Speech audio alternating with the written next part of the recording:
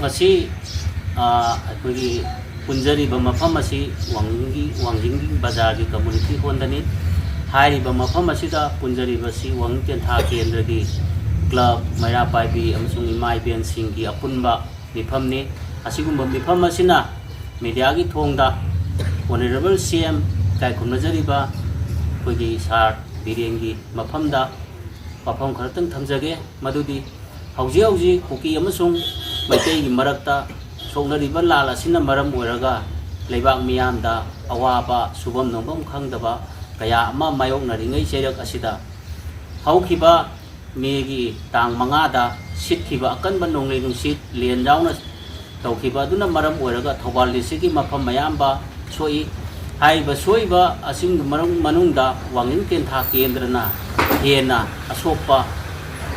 leiki adugumba asopa yum sopa jing kumdokiba thudekiba kaya awaba kaya tari badugi mathakta hauji si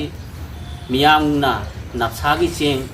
phangdaduna leiri haibe April thadagi na hauji phawbada phangdriba Nafsa gi Cheng asi lebak miyamna wariba problem thoiba miyam jigi khanbiraga honorable CM na awaba taraba miyam gi damak Nafsa gi Cheng ja thubada pibi naba mari leina department da akhoi advice tawbinaba amadi athuba de action lawkhitnaba akhoi Wangjing Tentha Kendra gi mera paibi club amadi leiriba akhoi balan kano singna miyamna akhoi media gi thongda honorable sir akhoi sar birengi mafamda kokmona haijari Thawal district ki manungda yamna akanba nonglei nungsit lenga yawba mataki masida maruina Wangjing Tentha Kendra gi manungsidana khare henna khudungthiba wana si taki siyongna wariba tanja talak asida koigi Nafsa gi Cheng ase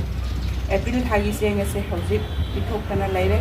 asida ina haijiningbadi Wangjing Tentha Kendra gi praja ama hoine haijiningbadi honorable CM gi mafamda Wangjing Tentha Kendra gi warba praja singgi damakta khanbiraga Nafsa gi Cheng ase athuba matamda praja miyam da phanghanbiyu haiduna